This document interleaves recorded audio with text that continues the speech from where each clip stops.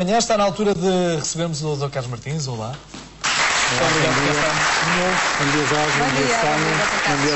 Vamos derrubar alguns mitos sobre diabetes. Vamos tentar. É um tema difícil. Se calhar um dos temas mais importantes que trazemos aqui ao nosso programa. 1 milhão de portugueses afetados. Não é? É verdade. Uma quantidade impressionante e um tema muito importante e cada vez com mais importância na perspectiva do futuro. Tão importante que até vamos dividir este tema em 2 programas. Ou seja, vamos hoje abordar uma primeira parte e no próximo programa depois iremos continuar com o tema. Vamos começar a abordar? É verdade. Vamos então. Temos que aguardar só um instante. Acabam de nos dizer que tivemos um crime de espera só bloqueio das imagens. no tá nosso... Podemos, antes de mais, começar por referir que é uma doença crónica. Sim, e podemos mesmo falar, já mesmo sem as imagens, falar de alguns dados de prevalência. No ano passado foi realizado um estudo em Portugal, um estudo muito importante, realizado pela Associação Protetora dos Diabéticos de Portugal, que realmente chegou à conclusão que cerca de 11% dos portugueses adultos têm diabetes. É 1 milhão de pessoas, é. Exatamente, ou seja, 1 em cada 10 portugueses tem diabetes. O outro dado preocupante é o facto de sabermos que quase metade destes não sabem que têm diabetes. Isso é um facto que nos preocupa. E ainda outro resultado preocupante desse estudo é o seguinte, é que cerca de 23% dos portugueses têm aquilo que nós chamamos pré-diabetes. Ou seja, pelo menos 1 em cada 5 portugueses estão na situação de pré-diabetes. E aí aumenta muito o número de portugueses nesse regime. Exatamente, ou seja... Estamos a falar de quase de... Um quarto, quase. Um quarto da população. Não é? Na verdade, a situação de pré-diabetes é preocupante, porque é uma situação em que se a pessoa não tomar medidas, não alterar o seu estilo de vida, não corrigir o seu peso, é quase certo que essa pessoa vai desenvolver em pouco tempo, quando eu digo pouco tempo, digo ao fim de alguns anos, a situação de diabetes. Então quem é que é pré-diabético? Pré-diabético é uma pessoa que tem uma alteração da glicose sanguínea em jejum, mas que ainda não tem o valor na margem do critério da diabetes. Chegou a nossa bengala. É verdade.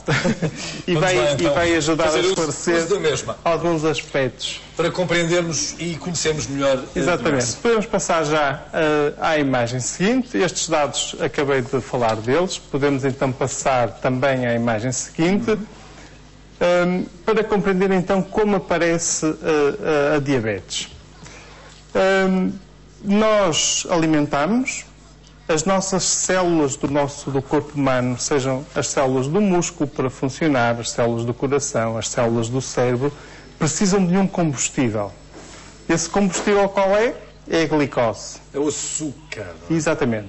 Um açúcar é um açúcar simples. Existem dezenas de açúcares. A glicose é o açúcar em que normalmente é transformado aquilo que nós comemos.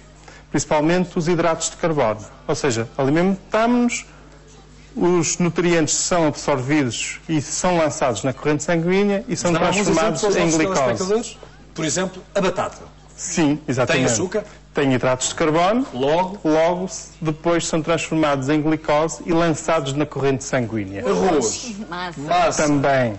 Pão. Mesmo os vegetais também têm.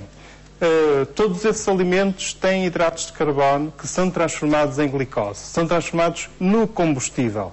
Okay. A corrente sanguínea é, digamos, o meio de transporte do combustível e é a rede de distribuição do combustível e tenta levar o combustível a todos os pontos do corpo humano. Sim. Quando o combustível chega, digamos, ao terminal de distribuição para ser introduzido nas células, para depois realmente as células funcionarem, é necessário uma outra substância que esteja presente, que no fundo é a chave que abre a porta para o combustível, para o açúcar poder entrar. Essa substância é uma hormona que se chama insulina. A insulina é produzida neste órgão, que vemos aqui, que é o pâncreas. No fundo, nós temos aqui o corpo humano, temos a parte do abdômen, aqui a zona do fígado, o estômago, a vesícula biliar e depois, se levantarmos o fígado, cá está a vesícula biliar, e realmente atrás do estômago vemos então o pâncreas. O pâncreas tem aqui um papel muito importante. É ele que produz então a insulina. Ora, a situação do diabetes é uma situação em que a glicose, esse tal açúcar na corrente sanguínea, está em excesso. Tudo o que possa provocar o acumular de glicose na corrente sanguínea gera a diabetes. Então, o que é que pode contribuir para isso? Duas coisas. Ou o pâncreas realmente não produz a insulina, e então a insulina não está lá para tirar a glicose do sangue e colocá-la nas células, e ela começa a acumular na corrente sanguínea. Ou então o pâncreas produz insulina, mas depois a insulina não consegue desempenhar o seu papel. Muito bem. Não pode acontecer estar a produzir insulina em excesso? Normalmente isso já é uma resposta a um excesso de açúcar na corrente sanguínea. Muito bem.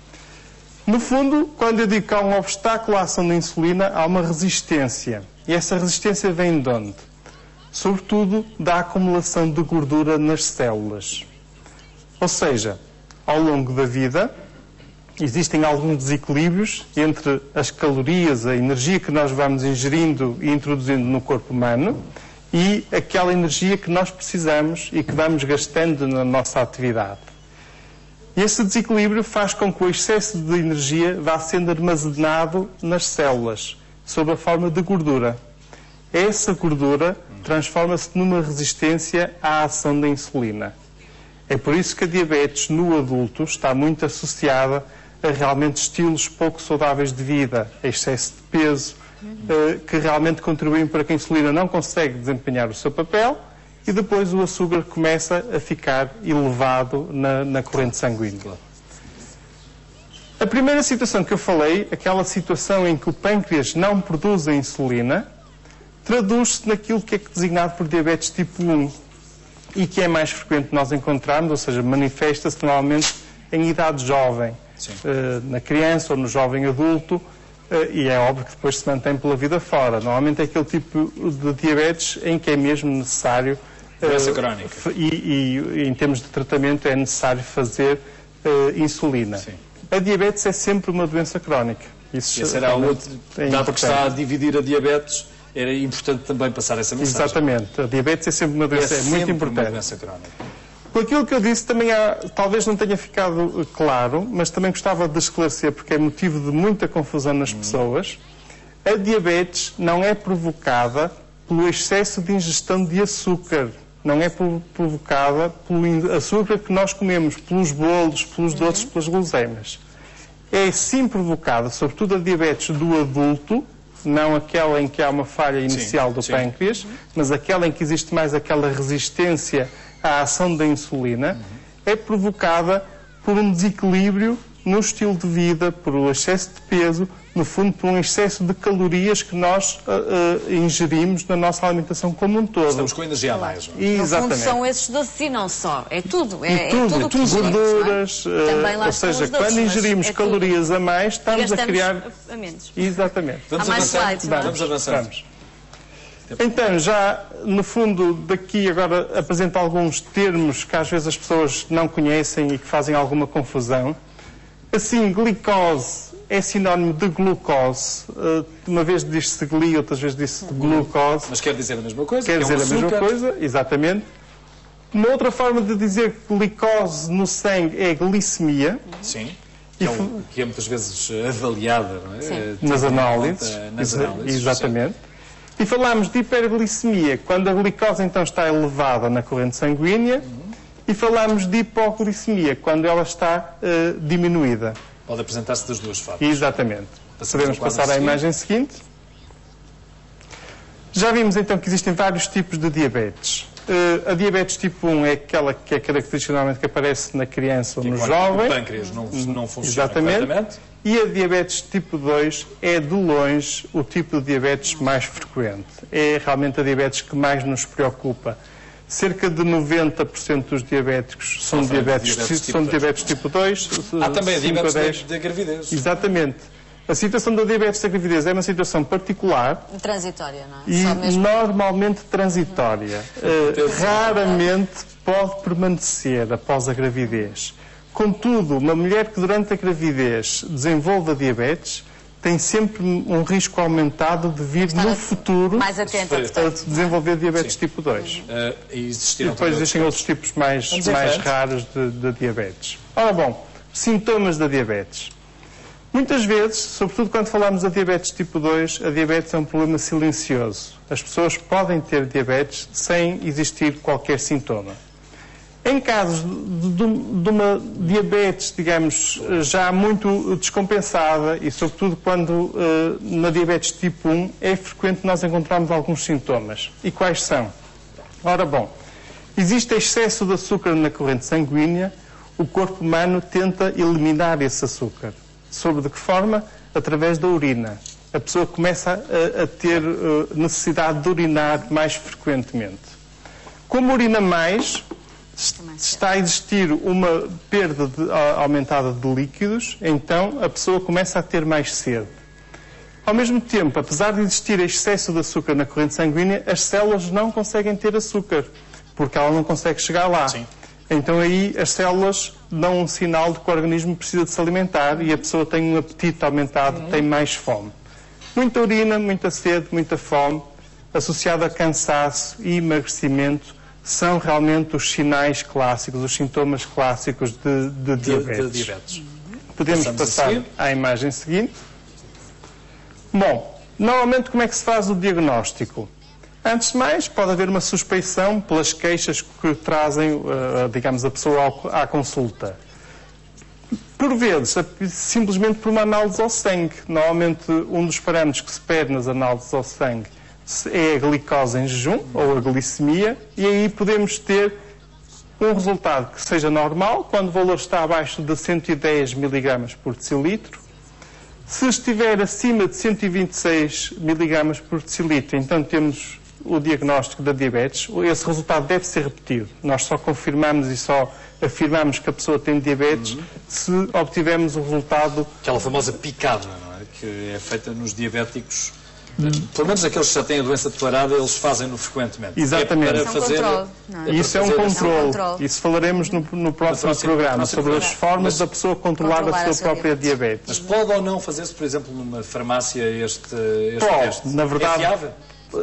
Penso que sim, que na grande maioria dos casos sim, não tenho motivo para duvidar disso. É óbvio que depois, se for necessário, confirmarmos os valores num laboratório. Contudo, atenção, deve existir um jejum de 8 horas para nos orientarmos por este valor. É evidente que os valores estão alterados após cada refeição, porque acabamos de ingerir alimento. Exatamente. Aliás, o valor da glicose no sangue é constantemente variável. Nós, se fizermos uma refeição mais abundante, o valor sobe mais. Se tivermos um jejum mais prolongado, ele desce. Se tivermos mais atividade física, o valor também desce. Existe e esses valores de referência também falará, não é? Na próxima intervenção. Não é? Só aqui referir esta zona amarela. Se o resultado estiver entre os 110 e 126, falamos de uma anomalia da glicemia em jejum e é uma das situações de pré-diabetes. Também pode ocorrer uma tolerância diminuída. Existem outras formas de fazer o diagnóstico, em que, por exemplo, às vezes damos água com açúcar à pessoa e depois, passado algum tempo, vamos ver como está o valor do açúcar na corrente sanguínea. Quem tenha comportamentos de risco e que está muito mais sujeito a que tal venha a suceder. E aí podemos ter uma tolerância. Tenho um último que se diz respeito, então, à prevenção.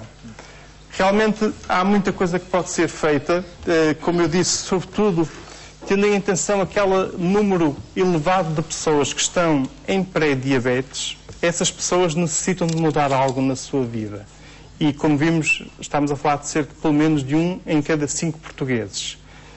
E o que precisam de mudar é o seu estilo de vida, corrigir o excesso de peso, praticar uma alimentação saudável, não fumar. Está demonstrado que o fumar se associa ao desenvolvimento de diabetes. Se fosse só isso? Pois, mas este é dos aspectos mais importantes. E realmente a atividade física regular também está demonstrado que é eficaz na prevenção da diabetes. Na próxima semana, então, falará de formas de tratamento? Daqui a 2 a 15 dias, falarei sobre o tratamento e controle da diabetes e também sobre as complicações que podem advir da diabetes. Muito obrigado. Muito obrigado. Vamos falar neste tema que tanto interessa aos nossos telespectadores.